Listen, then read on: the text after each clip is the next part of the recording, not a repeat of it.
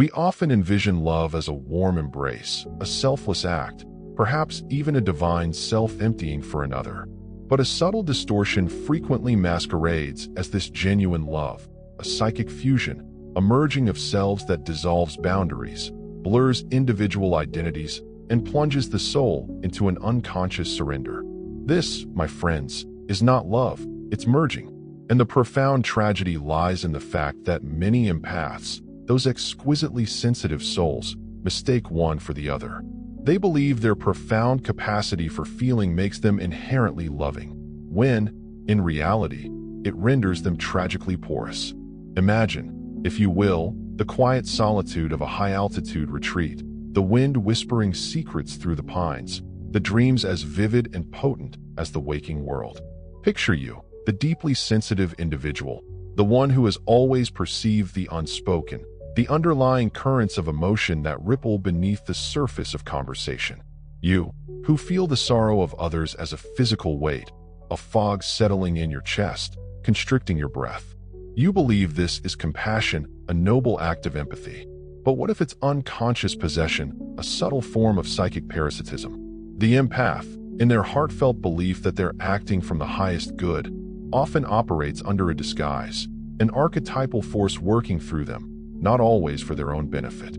Authentic love, in its purest form, preserves the autonomy of the self. It honors both the giver and the receiver as distinct, independent entities, respecting the integrity of each soul. Merging, however, obliterates this distinction. It's the drowning of oneself in the unconscious waters of another, a submersion that leaves the individual gasping for air, struggling for identity. And where there are no boundaries, there is no individuation, that crucial process of becoming whole, of integrating the conscious and unconscious aspects of the self. Individuation demands friction, the healthy tension between self and other, a clear understanding of where one's personal space ends and another's begins. Yet, the empath's soul, often shaped by trauma, ancestral patterns, and a profound yearning for unity, is frequently trained to cross that crucial threshold and vanish. They believe they are saving others, rescuing them from their pain, but in truth, they are slowly, surely, vanishing themselves. I've encountered countless individuals who confess, "I simply love too much." My response isn't admiration, it's concern. Love that annihilates the self isn't divine. It's a symptom of a wounded psyche desperately trying to avoid the terror of separation. Genuine love flows organically from a whole, integrated self, not from a gaping wound. So we must ask, what compels the empath to merge, to lose themselves in the emotional vortex of another? The answer lies within the shadow, that hidden realm of the unconscious. The shadow isn't merely a collection of rejected traits. It's the unseen force, the potent motive hidden behind the mask. For the empath, this shadow often manifests as a profound, often unconscious fear of abandonment. To compensate, they become everything the other needs, feeling everything the other feels, until they no longer recognize themselves. This, my friends, isn't empathy, it's emotional possession. It's a form of participation mystique, that Jungian concept of a merging of consciousness between two beings, a blurring of ego boundaries that, in its unconscious manifestation, becomes deeply pathological. The empath becomes possessed by the other's emotional field, vicariously living through their pain, absorbing their traumas as if to metabolize them and somehow magically alleviate their own internal struggles. This creates a false sense of purpose, of usefulness, even divinity. But it's a cruel trick of the ego, a deceptive strategy that prevents the empath from confronting their own pain by drowning in the suffering of another. You may say you love them, but are you merely avoiding your own suffering, masking your own internal wounds through the external expression of extreme care for another? You carry their burdens, but have you ever truly questioned why you believe their pain matters more than your own? The answer, once again, lies in the unconscious. Often, empaths grew up in environments where the emotional needs of others were relentlessly prioritized, perhaps a narcissistic parent, an emotionally unavailable caregiver, a household where reading the room, sensing the unspoken anxieties and fears, was crucial for survival. Empathy, in these cases, wasn't a gift, It was a survival strategy, an adaptation, a means of avoiding punishment, securing love, or maintaining a fragile sense of harmony amidst chaos. The child became a sponge, not by choice, but out of necessity. And what's learned in the unconscious depths of the psyche isn't easily unlearned. As adults, these children often become relational martyrs, believing their capacity to merge is a holy gift, a sacred calling. But holiness without wholeness is a perilous path. You cannot give love authentically if you are not anchored in your own soul. Otherwise, you're offering not love but need, not connection but fusion, a fusion that is not intimacy but annihilation masquerading as connection. We must return to the archetype of the self, the organizing principle of the psyche, the divine center from which true love flows. This self is neither the persona nor the ego. It is the wholeness residing deep within. When you are deeply connected to yourself, you no longer need to merge with others to feel alive. You are already whole, already home. But to reach this state of wholeness, you must first journey through the valley of your shadow, confront the crippling fear that whispers, "If I don't feel everything for them, they will leave," and expose the lie that insists, "If I set boundaries, I will lose love." These are the insidious scripts of the wounded inner child, desperately seeking safety by dissolving into others. Do you not see? You are abandoning yourself in the name of love. I recall a dream from a patient years ago. She was in a house with no walls, vulnerable to the elements. The wind blew through, the rain soaked her, strangers wandered in and out. She was naked, exposed, yet smiled serenely, proclaiming, "I'm open to everyone." But her smile was brittle, her eyes haunted with a deep-seated terror. This is the psyche of the merging empath, outwardly open, generous, endlessly compassionate, but inwardly exhausted, eroded, a shoreline slowly vanishing into the relentless sea. And eventually, resentment festers, as what begins as selfless love ends in silent rage. The empath who has given everything begins to wonder, why does no one give back to me? The answer, though painful, is clear, because you never taught them how. You merged instead of relating, gave instead of being. And so, others took, not out of malice, but because you allowed them to. Remember, the archetype of the martyr is powerful, but it is ultimately self-destructive. Merging is not the path to individuation. It's a deceptive, alluring performance of selflessness that prevents the claiming of wholeness. Take a step back. Observe the recurring patterns. Consider the types of individuals you attract: the brokenhearted, the narcissists, the wounded, those existing in a state of constant chaos. Why? Because the unconscious mind clings to the belief that healing them will, in turn, heal you. This is a fallacy. It will only deepen the pre-existing void. This isn't condemnation, but rather an awakening. You are not here to be absorbed by the world. You are here to become a world unto yourself. The alchemical process of individuation demands a transformative fire. It demands a separation from the undifferentiated psychic soup, a forging of an autonomous self.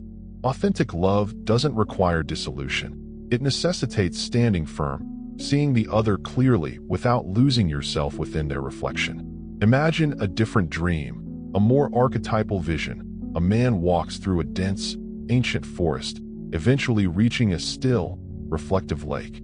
He sees his own image mirrored on the surface, but the moment he touches the water, it engulfs him. He plunges into the depths, encountering faces unfamiliar, feeling emotions that are alien, utterly foreign to his own being. He drowns, only to awaken, gasping for breath. This is the perilous nature of empathic merging. When gazing too intently into the psychic mirror of another, the self is forgotten, becoming merely a phantom within their emotional landscape. The solution isn't to diminish empathy, but to cultivate more self. You must anchor yourself, establish roots, learn to discern. Practice the simple yet profound act of stating, "This is mine, that is yours." Develop the ability to feel deeply without fusing, to love without losing yourself in the process. Most importantly, extend the same compassion you offer others towards yourself. Because the truth is, underlying the compulsion to merge lies a forgotten child, yearning to be seen, acknowledged, and loved unconditionally. Until you turn your attention inward, Until you embody the nurturing mother, the protective father, the divine presence this child never experienced, you will continue to offer yourself to others, hoping for reciprocal care. But no one can rescue you from the loss of self. That is your sacred and solitary task. Therefore, I pose this question: will you love yourself sufficiently to cease merging? Will you risk solitude to achieve wholeness? Will you relinquish the illusion that your worth is contingent upon your ability to bear the pain of others? You are not a sponge, absorbing all that touches you. You are a soul, and your light is not intended to be diluted. It is meant to shine with a fierce, unwavering radiance. This marks the beginning, the threshold. Step across it. The immature ego mistakenly believes love equates to dissolving into another. The self, however, understands differently. The self seeks not fusion, but genuine encounter. Its desire is not to disappear, but to perceive, to witness.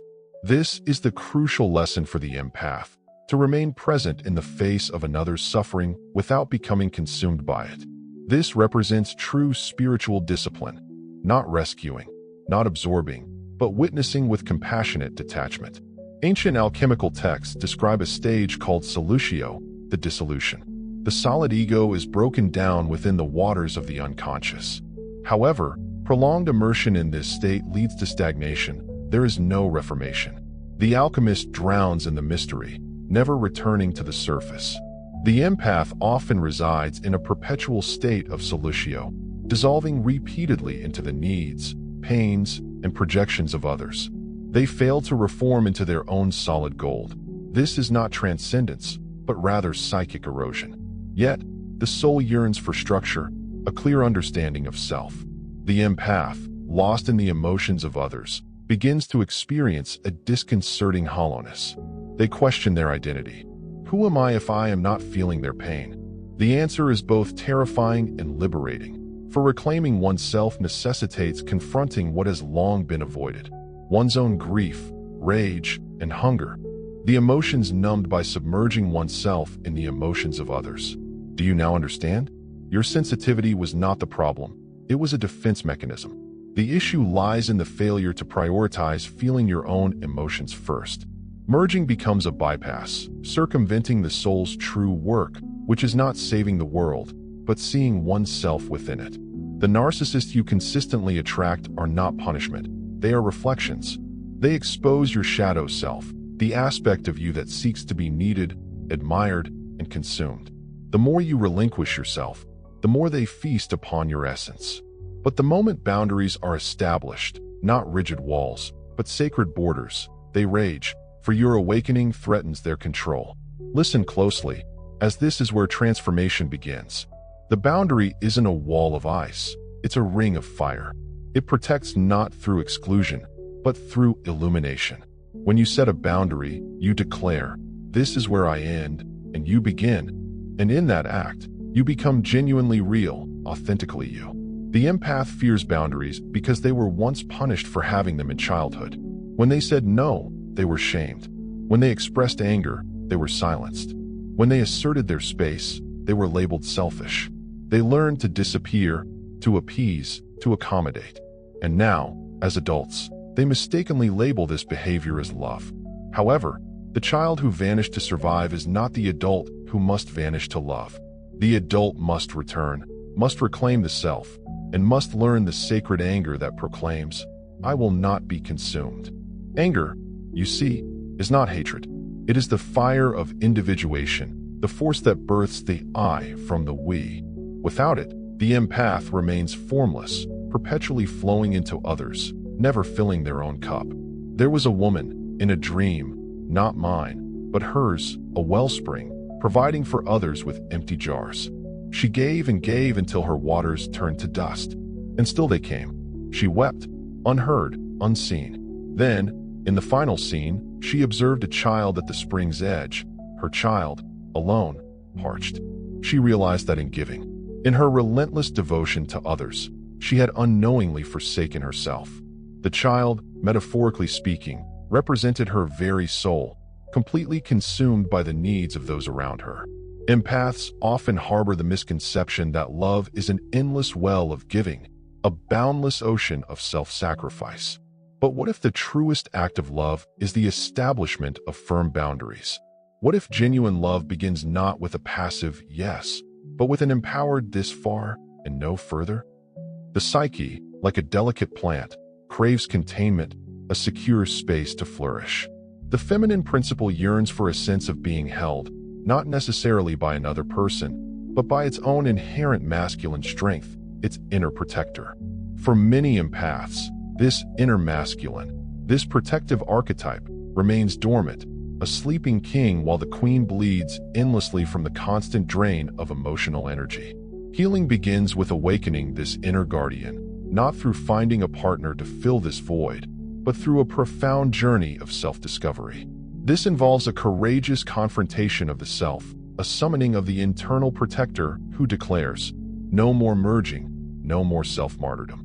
I reclaim this temple, this sacred space of my being, as my own." And then, a miraculous transformation unfolds. As the empath establishes these vital boundaries, a remarkable shift occurs. They begin to feel, truly feel, their own emotions for the first time. The long-buried grief, the suppressed rage, the joy that had been denied. The full spectrum of human experience floods back in, a powerful and overwhelming wave. It's a potent, sometimes frightening, yet ultimately sacred experience, the rebirth of the self. This rebirth, however, demands solitude. One cannot awaken the soul amidst the clamor of external demands. A retreat is necessary, a descent into the depths of the self, a journey into stillness. Enter the cave. This is what the mystics refer to as the nigredo, the alchemical process of blackening, the dark night of the soul, the temporary loss of identity, a descent into a labyrinth of mirrored reflections. The experience is undeniably challenging.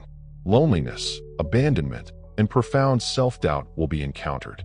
Questions will arise that shake the very foundation of one's being. Yet, it is essential to persevere, for within that profound darkness, the first glimmer of gold begins to shimmer. In the dreams of empaths undergoing this healing process, the Ouroboros, the serpent consuming its own tail, frequently appears. It symbolizes wholeness, the self perpetually renewing and consuming itself, a continuous cycle of growth and transformation. It whispers the essential truth: what you seek resides within you, not in the validation, pain, or approval of others, but deep within your own heart. Upon realizing this profound truth, tears often flow. The empath recognizes the painful reality that they spent years striving to be loved by becoming someone they weren't, a chameleon shifting to match the needs of others. But the only love that truly heals is the love that honors the authentic self, the unique individual you truly are. You are not here to become a receptacle for the brokenness of others. Your purpose is to become a vessel of your own wholeness.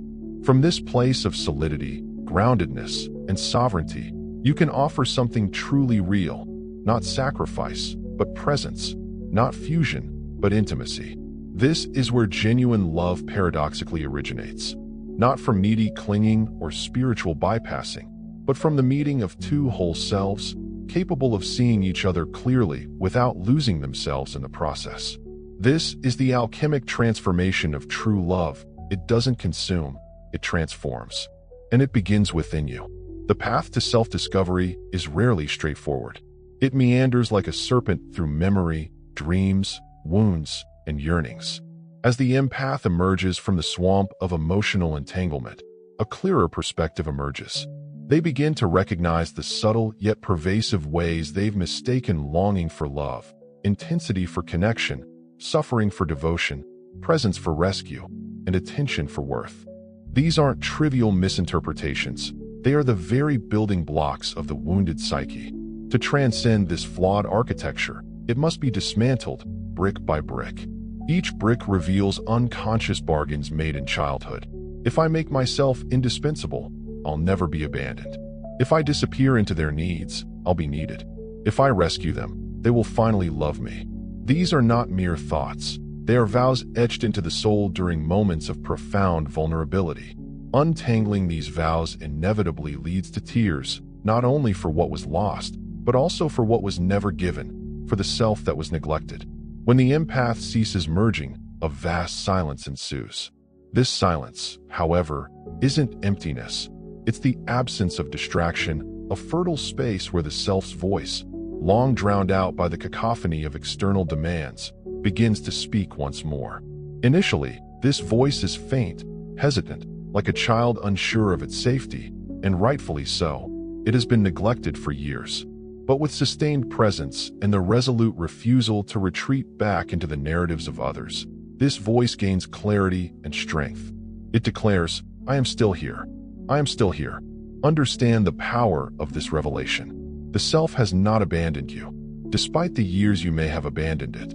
It patiently waited while your soul wandered through countless psychic mergers, witnessing you become a mother to the broken, a lover to the lost, a therapist to the chaotic, a healer to the unhealed. Through it all, a gentle whisper persisted, "Come home now." Finally, the empath begins the return journey. But this homecoming isn't devoid of grief.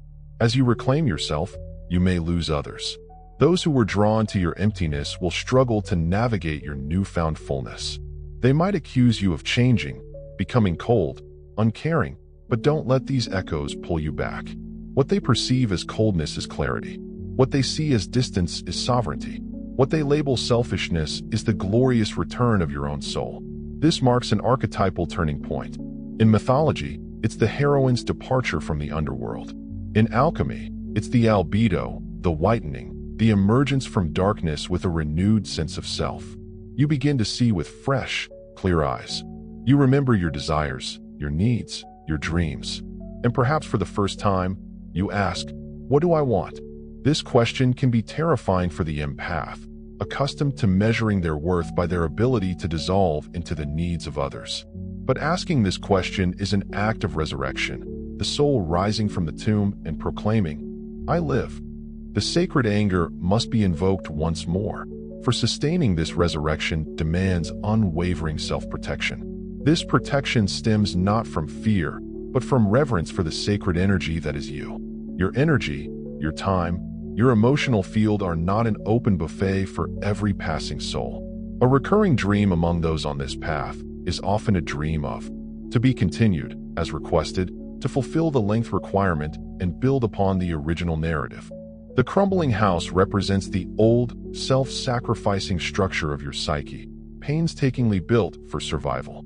In the dream, the walls buckle, the floorboards groan under the weight of years. The roof collapses in a chaotic cascade of timbers and broken tiles. Initially, panic grips the dreamer, a visceral fear of utter collapse, a terrifying loss of control. But beneath the debris, amidst the dust and shattered remnants, something shines, a key. Not just any key, but a golden key, ancient, imbued with an ethereal luminescence, humming with untold potential. This is the key to your authentic self, the blueprint for a new house, one founded not on martyrdom, but on unshakable truth. You are that dreamer. This golden key is rightfully yours. Yet, unlocking its potential demands a courageous act, the surrender of the old house. This isn't a passive process. It's a deliberate dismantling of ingrained beliefs. Release the insidious notion that love equates to self-annihilation. Let go of the fantastical, ultimately self-defeating belief that your salvation lies in saving others. Cast off the identity that clings to pain, wearing it as a badge of honor, a twisted symbol of worthiness. You are not a rescuer, perpetually extinguishing fires that are not your own. You are not a mirror, reflecting the fractured selves of others. You are not a vessel, endlessly absorbing the sorrows of the world. You are a soul, sovereign, luminous, utterly whole. And now, embark on the sacred work of being you. This is not a glamorous undertaking. It's not a race to the finish line with cheering crowds and accolades. This is a quiet revolution, a profound inward journey with no medals awarded, no fanfare. Yet, it's the most revolutionary act you can perform. Because the moment you cease merging with others, you become a true mirror, not a reflection of their needs, but a mirror reflecting the hidden depths of their souls, showing them the unfiltered truth. Your wholeness becomes a catalyst, not through forceful intervention, but simply by existing. Your authentic presence confronts others with their own fragmentation, a stark and sometimes uncomfortable revelation. Some will recoil, unable to confront their own shadows. Others, however, will awaken. This is the ancient wisdom of the mystics. Healing the world begins with integrating the self. This integration is not a theoretical concept. It's a tangible practice, a daily commitment. It manifests in the breath you take before saying yes to something that violates your truth. It's in the moment you acknowledge another's grief with empathy, yet maintain your own distinct identity. It's in the act of holding your own heart with unwavering tenderness, refusing to abandon it to the whims of others. This is real love. It doesn't demand your disappearance. It demands your unwavering presence. Now, at long last, you are ready. A stillness arises from this complete return to self, not the stillness of apathy, but a profound depth, like tranquil waters undisturbed by the capricious winds of external influence.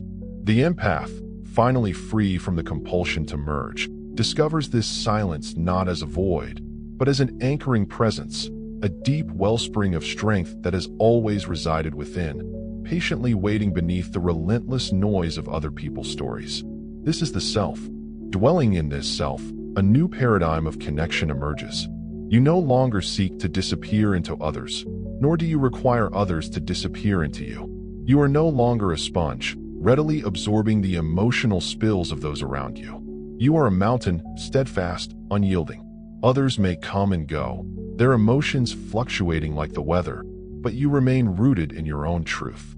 This is not indifference. This is mature empathy, the ability to feel deeply without losing yourself, to love completely without dissolving your boundaries.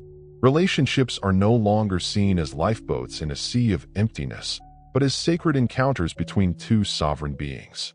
No longer seeking completion in another, you are free to commune authentically. No longer needing to prove your worth through tireless acts of service, you radiate a luminous self-sufficiency.